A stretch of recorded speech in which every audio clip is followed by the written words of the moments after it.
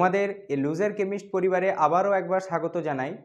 যেমনটা তোমরা জানো, আমরা বিগত ক্লাসে ক্লাস 11-এর অ্যাটমিক স্ট্রাকচার চ্যাপ্টারটির আলোচনা শুরু করেছিলাম, যেখানে আমরা কিছু ফান্ডামেন্টাল পার্টিকেল নিয়ে বা কিছু প্রধান যে অ্যাটমের স্ট্রাকচার সেই আইডিয়া একটা করেছিলাম আমরা প্রথম ক্লাসে। আজকে আমাদের দ্বিতীয় পর্ব। আজকে আমরা আলোচনা করতে চলেছি বিভিন্ন গুরুত্বপূর্ণ অ্যাটমিক মডেল এবং আরও কিছু গুরুত্বপূর্ণ থিওরি আজকে আমরা কভার করতে চলেছি। আমরা অ্যাটমিক স্ট্রাকচারের দ্বিতীয় লেকচারে অ্যাটমিক মডেলগুলো নিয়ে একটু আলোচনা করতে চলেছি। অ্যাটমিক মডেলের মধ্যে আমরা কি পড়ব না, আমরা বেসিক্যালি পড়ব থমসন মডেল, বা যেটাকে দেখবে পাম পুডিং বা ওয়াটারমেলন মডেলও বলা হয়। দেন আমরা পড়ব দেখবে রাদারফোর্ডের গোল্ড ফয়েল এক্সপেরিমেন্ট, বা অনেকে আলফা স্ক্যাটারিং এক্সপেরিমেন্টও বলে। 3 নম্বরে আমরা পড়ব দেখবে বোর মডেল বা বোর রাদারফোর্ড মডেল। এই বেসিক্যালি আমরা 3খানা মডেল পড়ব, যে যারা এই 3জন সায়েন্টিস্ট, যে থমসন, আর্নেস্ট রাদারফোর্ড এবং নিলস বোর, এই যে 3জন সায়েন্টিস্ট ছিলেন, তারা এই পরমাণুর যে গঠন, সেই পরমাণুর গঠন সম্পর্কিত কিছু গুরুত্বপূর্ণ তথ্য বা কিছু গুরুত্বপূর্ণ মডেল কিন্তু এখানে দিয়ে গেছিলেন, যেগুলো আমরা ধীরে ধীরে স্টাডি করব। তো প্রথমেই যেটা সবথেকে বেসিক বা একদম প্রথমে যেটা এসেছিল, ওটার নাম হচ্ছে থমসন মডেল। তো আমরা প্রথমেই দেখো এই অ্যাটমিক মডেলের প্রথমেই ডিসকাশন করব কি নিয়ে না, 1 নম্বরে আমাদের রয়েছে কি না থমসন মডেল। থমসন মডেল, ঠিক আছে। দেখো থমসন মডেল কি বলছে না, খুব ইম্পর্ট্যান্ট, প্রথমেই ভালো করে শুনবে, কারণ ইম্পর্ট্যান্ট আমি এই সেন্সে বলছি, এটা আবার কেউ ভাববে না যে পরীক্ষার পারপাসের জন্য ইম্পর্ট্যান্ট, ঠিক আছে। পরীক্ষাগুলোতে অ্যাকচুয়ালি এই মডেলগুলো কোনো গুরুত্ব নেই, কারণ তোমরা দেখবে একটা মডেল আমরা পড়বো, তো তারপরে দেখবে আরেক ওই মডেলেরই কিছু ত্রুটি বেরিয়ে গেল বা ভুল বেরিয়ে গেল, আবার দেখবে পরের সায়েন্টিস্ট আবার মডেল দিল। তো এই করতে করতে দেখবে কোনো না কোনো মডেলের কিছু না কিছু দেখবে ড্রব্যাকস বা ত্রুটি থাকবেই। তো সেই রেসপেক্টে দেখতে গেলে থমসন এই কারণেই ইম্পর্টেন্ট বললাম কথাটা, কারণ দেখবে এটা প্রথমে দেওয়া হয়েছিল, ঠিক আছে। কারণ থমসন যে সময় দিয়েছিল তখন এভাবে সায়েন্সের ইনফ্রাস্ট্রাকচার এত ডেভেলপমেন্ট হয়নি যে আজকের আমরা দাঁড়িয়ে যেটাকে খুব তুচ্ছ জিনিস মনে হচ্ছে, যেটা থমসনের সময় দাঁড়িয়ে এতটাও তুচ্ছ ছিল। তো সেই ক্ষেত্রে থমসন যে প্রথমে আইডিয়াটা দিলেন, তিনি কি বললেন দেখো, তিনি বললেন যে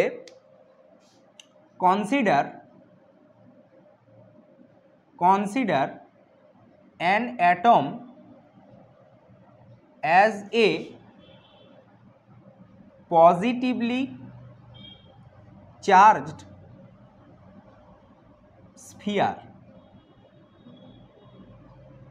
তিনি এই কথাটা প্রথম বললেন যে অ্যাটমকে তোমরা কি হিসাবে কনসিডার করবে বা কি হিসাবে ধরবে না, ধনাত্মক আধানযুক্ত একটা গোলক।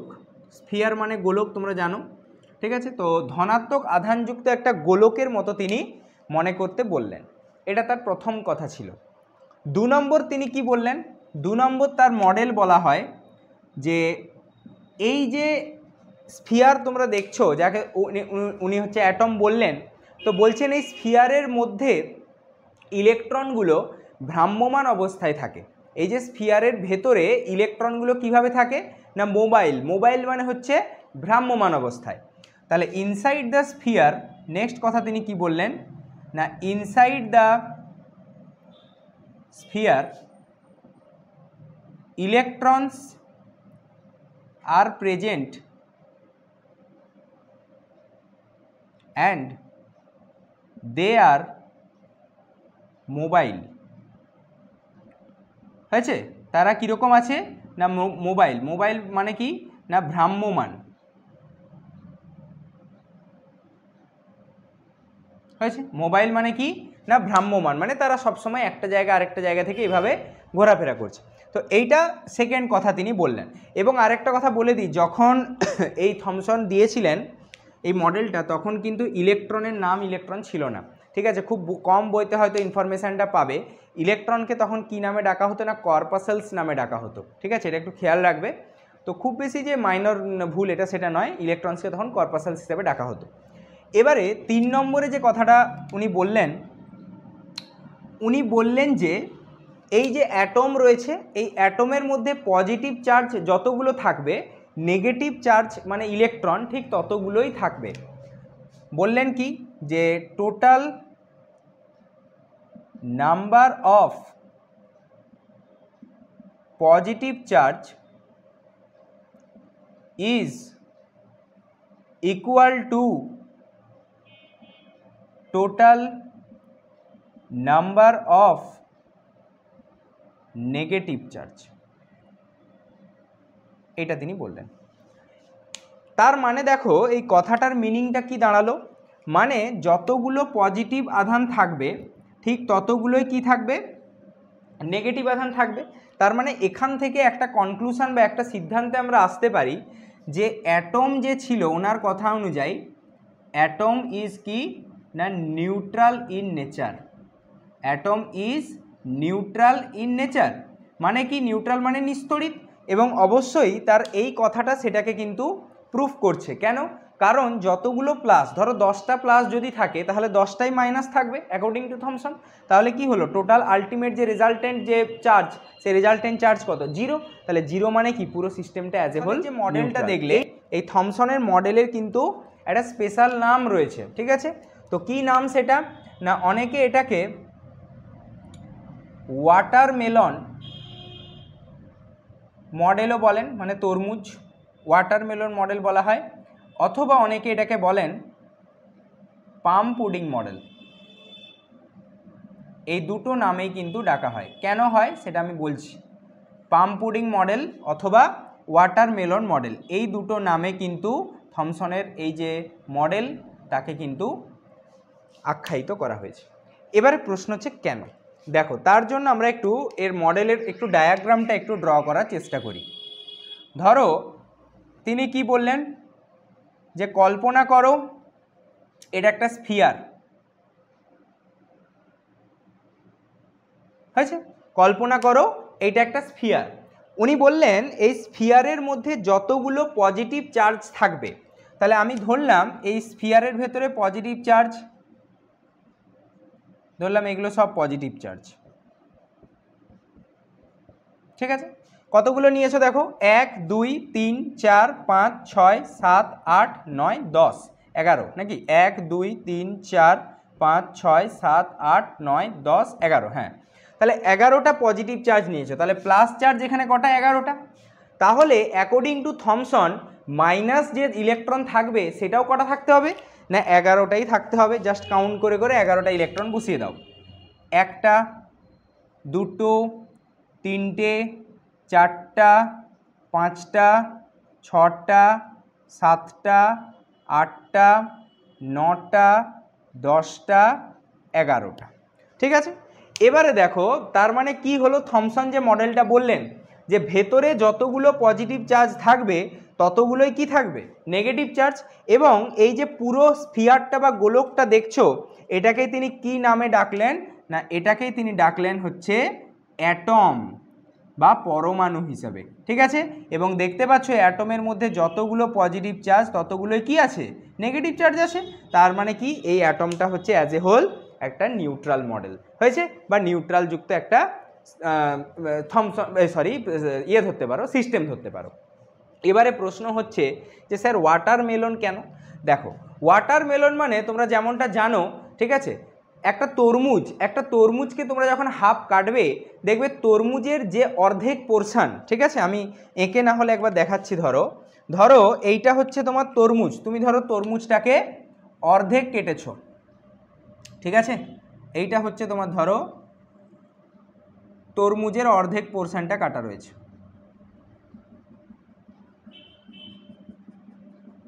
ঠিক আছে? তাহলে এই তরমুজের অর্ধেক পোর্শনের মধ্যে এইখানে কে থাকে, লালটা থাকে তরমুজের মধ্যে, যেটা আমরা খাই অ্যাকচুয়ালি শাঁসালো অংশটা, তাই না?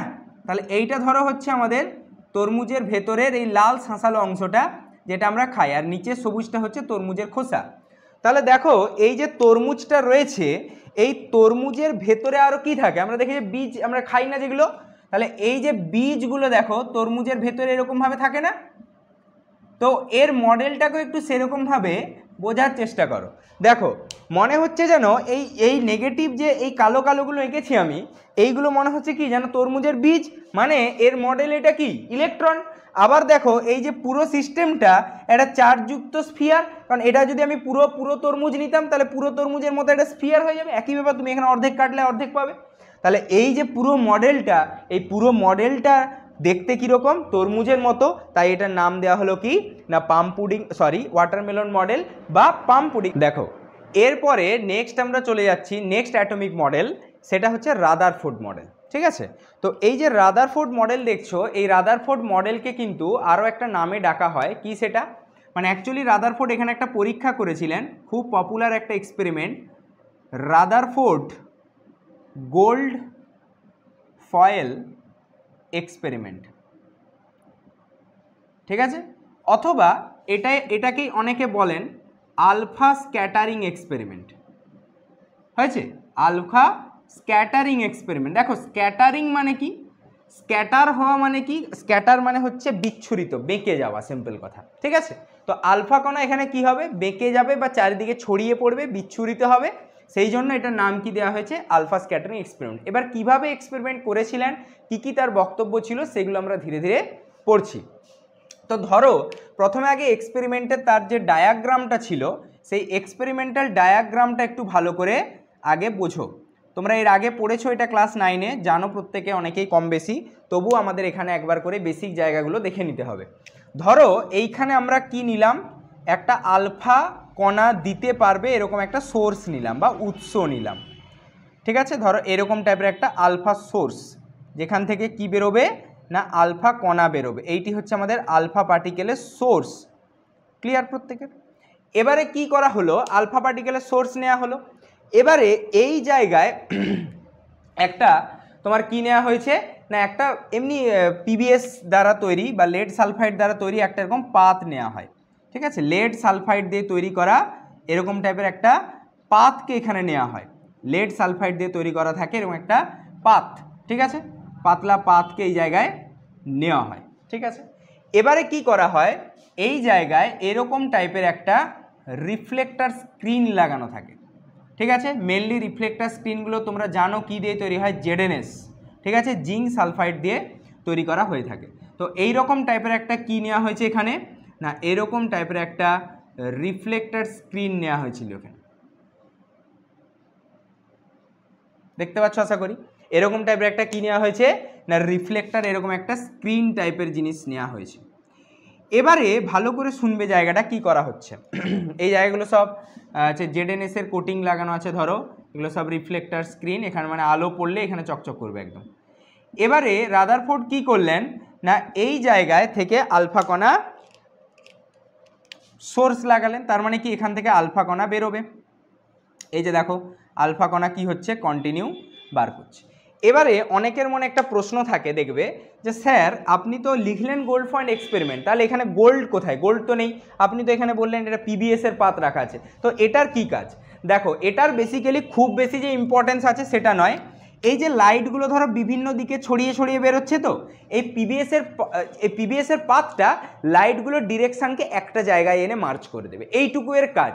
কথাটা বুঝতে পারলে, মানে ধরো এইখান থেকে যাচ্ছে, এরা কি করবে এই লাইটগুলো এই একটা জায়গাতে হচ্ছে মার্চ করে বেরোতে শুরু করবে। এবার কথাটা বুঝতে পারলে, মানে একটা লাইটকে সোজা পথে শুধু নিয়ে যাওয়া, লাইট বেঁকে যেতে পারে না, তো এই লাইটকে সোজা পথে নিয়ে যাওয়ার জন্য এই পিবিএস নির্মিত পাতটাকে দেয়া হয়। এবং অবশ্যই তিনি কিন্তু এইখানে গোল্ড পাত নিয়েছিলেন, কারণ গোল্ড ফয়েল এক্সপেরিমেন্ট মানে কি গোল্ডের পাত লাগবে।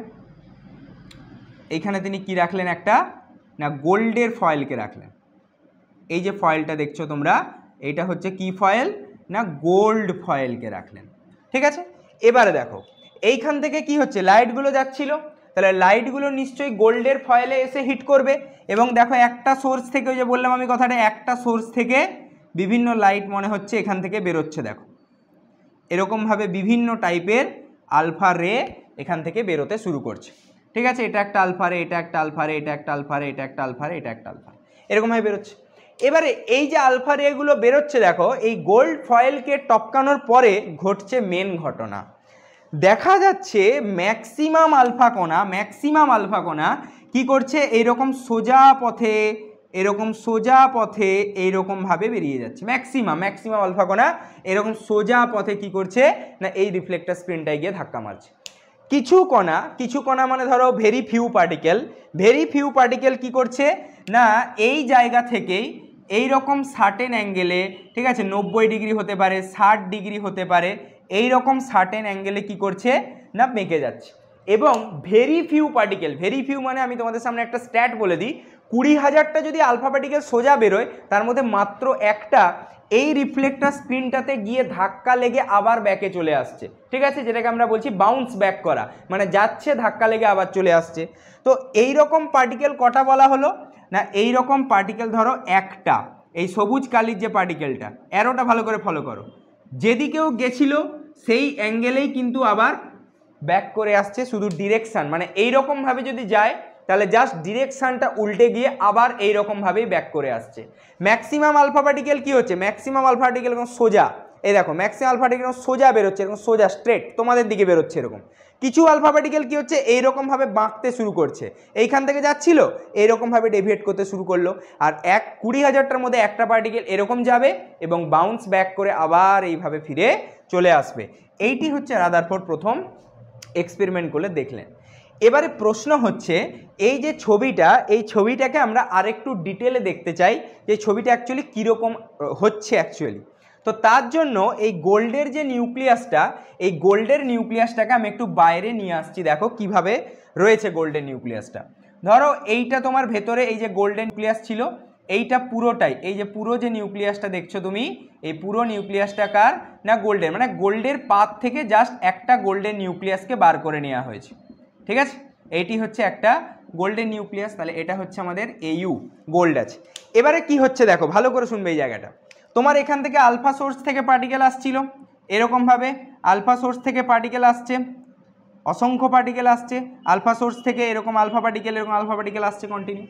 এবারে কি হচ্ছে দেখো, এই যে আলফা পার্টিকেলগুলো আসছে, ম্যাক্সিমাম আলফা পার্টিকেল কি বলা হলো, যে অ্যাঙ্গেলে আসছে সেই অ্যাঙ্গেলে সোজা চলে যাবে। তার মানে কি ম্যাক্সিমাম আলফা পার্টিকেল কি হচ্ছে, একে ভেদ করে এরকম সোজা পথেই বেরোচ্ছে, দেখো এরকম সোজা পথে বেরোচ্ছে।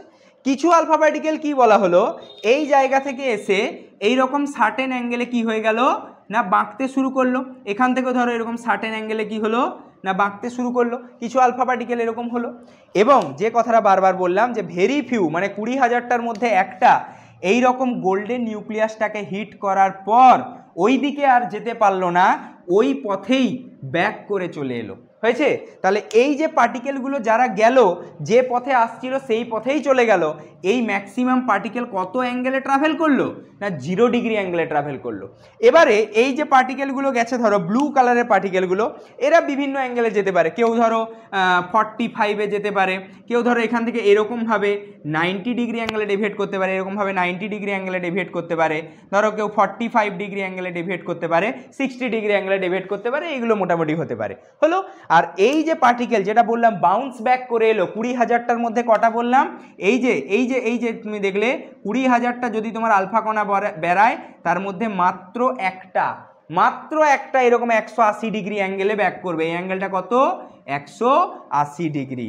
এইটি হচ্ছে রাদারফোর্ডের মেন এক্সপেরিমেন্ট ছিল, যে এখান থেকে ম্যাক্সিমাম কণা তিনি দেখলেন কি না সোজা 0 ডিগ্রি অ্যাঙ্গেলে বেরিয়ে যাচ্ছে এই গোল্ড ফয়েলকে ভাগ করে বা ভেদ করে, এবং এখান থেকে কিছু পার্টিকেল কি হচ্ছে না সার্টেন অ্যাঙ্গেল 45, 60, 90 এরকম অ্যাঙ্গেলে বেরিয়ে যাচ্ছে, এবং 20,000টার মধ্যে একটা পার্টিকেল কি হচ্ছে না এরকম গোল্ডের ফয়েল বা গোল্ডের পাতটাকে আঘাত করার পর ওই অ্যাঙ্গেলে আবার উল্টো পথে বাইরে ব্যাক করে চলে আসছে।